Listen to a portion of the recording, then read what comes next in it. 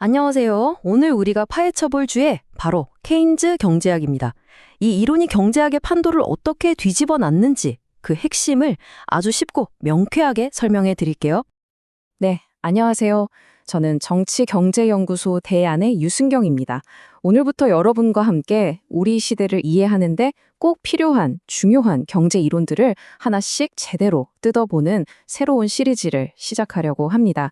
그 대망의 첫 번째 시간, 바로 존 메이너드 케인스입니다. 자, 한번 생각해 보세요. 물건을 만들기만 하면 그게 항상 다 팔릴까요? 어때요? 너무 당연한 질문 같죠? 그런데 바로 이 간단해 보이는 질문이 오늘 우리가 풀어나갈 거대한 경제 미스터리의 시작입니다. 자, 그럼 첫 번째 이야기부터 시작해 볼까요? 바로 완벽했던 법칙이 어떻게 무너졌는가에 대한 이야기입니다. 놀랍게도 대공황이라는 대재앙이 닥치기 전까지는요, 방금 제가 던졌던 질문에 대한 경제학자들의 대답은 한결같았어요. 무조건 네, 팔립니다. 였죠. 왜 그렇게 확신했을까요? 그 믿음의 중심에는 세이의 법칙이라는 게 있었습니다. 말이 좀 어렵나요? 아주 간단해요. 공급이 곧 수요를 만든다. 이런 뜻이에요. 그러니까 공장에서 물건을 만들면 그 과정에서 노동자들은 월급을 받고 사장은 이윤을 남기잖아요. 그 돈으로 결국 자기들이 만든 물건을 다 사게 되니까 물건이 안 팔려서 남아두는 일은 절대로 일어날 수 없다고 본 거죠. 보세요. 정말 완벽한 시스템처럼 보이지 않나요? 생산하면 소득이 생기고 그 소득으로 지출하고 그게 바로 수요가 되는 이 아름다운 순환 구조. 당시 경제학자들은 이걸 마치 완벽하게 돌아가는 기계처럼 생각했어요. 절대 고장 날 리 없는 경제학의 절대 법칙이었던 거죠. 하지만 1929년 이 완벽해 보였던 이론은 정말이지 처참하게 현실의 벽에 부딪혀 박살이 나버립니다. 인류 역사상 최악의 경제 위기, 바로 대공황이 터진 거죠. 이론과 현실이 얼마나 달랐는지 한번 보세요. 교과서에서는 완전 고용이 기본이라고 했는데 현실에서는 거리에 실업자들이 넘쳐났습니다. 이론에서는 저축하면 그 돈이 다 투자로 이어진다고 했는데 현실에서는 돈이 그냥 은행에서 잠만 자고 있었어요. 당연히 물건이 남아도는 일은 없다고 했지만 창고마다 안 팔린 물건들이 산더미처럼 쌓여갔죠. 말 그대로 기존의 경제학이 현실을 단 하나도 설명하지 못하는 완전히 망가져버린 순간이었습니다. 모두가 혼란에 빠져있던 바로 그때 혜성처럼 등장해서 이 재앙의 원인을 완전히 새로운 시각으로 진단한 사람이 나타납니다. 네, 바로 그가 존 메이너드 케인스입니다. 케인스는 이런 말을 했어요. 진짜 어려운 건 새로운 생각을 하는 게 아니라 우리가 당연하다고 믿었던 낡은 생각에서 벗어나는 것이다. 이 말 그대로 케인스는 모두가 신성시했던 고전 경제학의 가장 근본적인 믿음에 정면으로 질문을 던지기 시작합니다. 케인스가 찾아낸 결정적인 문제점, 그 완벽해 보이던 순환고리의 끊어진 부분은 바로 이거였습니다. 저축이 곧바로 투자로 이어지지는 않는다. 이게 무슨 말이냐면요. 우리가 은행에 돈을 저축한다고 해서 기업들이 그 돈을 곧바로 빌려서 공장을 짓는 건 아니라는 거죠.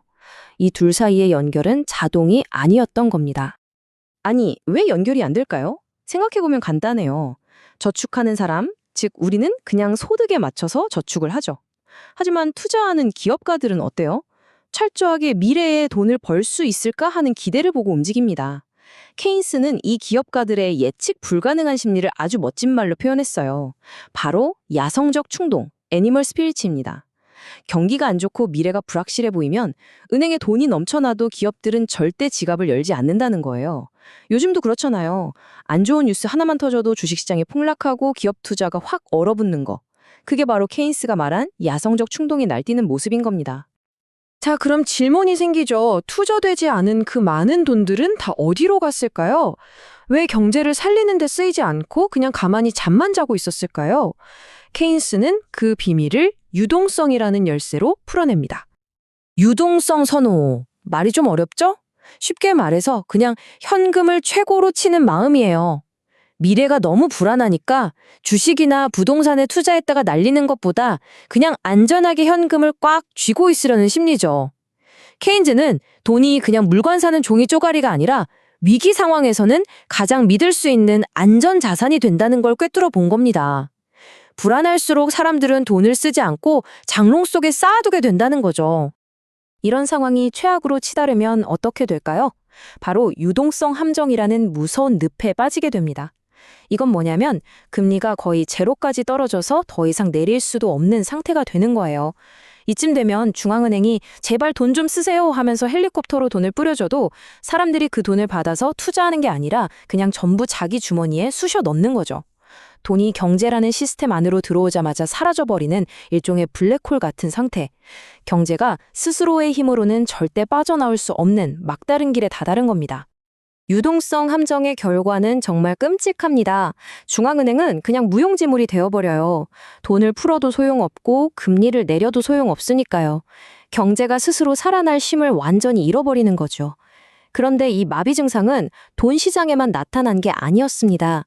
사람, 즉 노동시장도 똑같이 꽁꽁 얼어붙어 있었습니다. 자, 그럼 이제 노동시장 쪽으로 한번 가볼까요? 왜 그렇게 수많은 사람들이 오랫동안 일자리를 구하지 못하고 고통받아야 했는지, 여기에 대해서도 케인스는 아주 날카로운 분석을 내놓습니다. 옛날 경제학자들은 이렇게 생각했어요. 일자리가 없으면 사람들이 월급을 깎아서라도 일하려고 할 테고, 그럼 인건비가 싸지니까 기업들이 사람을 더 뽑지 않을까? 아주 합리적으로 들리죠? 근데 케인스가 본 현실은 전혀 달랐습니다. 현실에서는 노동조합도 있고 이미 맺은 근로계약도 있잖아요. 그래서 임금이라는 게 생각처럼 쉽게 깎이지 않는다는 겁니다. 이걸 좀 어려운 말로 임금의 하방 경직성이라고 해요. 아래쪽으로는 딱딱해서 잘 안 내려간다는 뜻이죠. 바로 이 내려가지 않는 임금 때문에 한 번 발생한 대규모 실업이 몇 년이고 계속될 수 있었던 겁니다. 자, 한번 정리해볼까요? 돈은 유동성 함정에 빠져서 돌지 않고 임금은 하방 경직성 때문에 내려가지 않아서 실업자는 넘쳐나고 정말 답이 없는 상황이죠. 바로 이 총체적 난국을 해결하기 위해 케인스는 당시로서는 정말 파격적인 구원투수를 등판시킵니다. 케인스가 본 문제의 진짜 핵심은 딱 하나였습니다. 바로 유효수요의 부족. 유효수요. 이것도 말이 좀 어렵죠? 그냥 실제로 물건을 살 수 있는 능력과 의지를 가진 수요라고 생각하시면 돼요. 그러니까 지금 경제가 아픈 건 물건을 만드는 능력이 없어서가 아니라 사회 전체적으로 물건을 사려는 힘 자체가 그냥 증발해버렸다는 겁니다. 그래서 케인스가 내놓은 처방전은 뭘까요? 바로 정부가 직접 나서는 겁니다. 재정정책이라는 이름의 처방전이죠. 방법은 이래요. 첫째, 정부가 국채를 발행해서 사람들이 장롱 속에 꽁꽁 숨겨뒀던 그 잠자는 돈을 밖으로 끌어냅니다. 둘째, 그 돈으로 정부가 직접 도로나 댐 같은 대규모 공공사업을 벌이는 거예요. 그럼 어떻게 될까요? 셋째, 공사판에 일자리가 생기고 사람들은 월급을 받게 되겠죠. 마지막으로 그 월급을 받은 사람들이 물건을 사기 시작하면서 죽어있던 유효 수요가 살아나고 멈춰있던 경제 전체가 다시 삐걱거리며 돌아가기 시작한다는 겁니다. 케인스는 정부의 역할에 대해 이렇게 명확하게 선을 그었습니다. 정부가 할 일은 민간 기업들이 이미 잘하고 있는 걸 따라하는 게 아니다. 지금 이 순간 시장이 손을 놓고 있어서 아무도 하지 않는 바로 그 일을 하는 것이다. 이건 정말 혁명적인 선언이었어요. 시장이 스스로 해결 못하는 이 거대한 수요의 구멍을 정부가 직접 나서서 메워야 한다는 정부에게 완전히 새로운 미션을 부여한 거죠. 자, 그럼 오늘의 핵심? 딱 한 문장으로 정리해볼까요? 이걸 꼭 기억하셔야 합니다. 케인스는 자본주의를 무너뜨리려고 한 게 아니에요. 정반대입니다. 그는 자본주의라는 시스템이 주기적으로 스스로를 파괴하는 이 위험한 불안정성에서 살아남게 하려면 정부의 개입이라는 안전벨트가 반드시 필요하다고 외쳤던, 어떻게 보면 자본주의의 구원투수였던 셈입니다. 정말 놀랍지 않으세요? 거의 100년 전에 나온 이 케인스의 생각들이 지금 바로 오늘날에도 정부가 나서야 한다, 아니다, 시장에 맡겨야 한다는 뜨거운 논쟁의 한복판에 그대로 살아있다는 사실이요. 지금 우리가 겪고 있는 경제 문제들 속에서 이 정부의 역할과 시장의 자유를 둘러싼 논쟁은 과연 어떤 모습으로 나타나고 있을까요?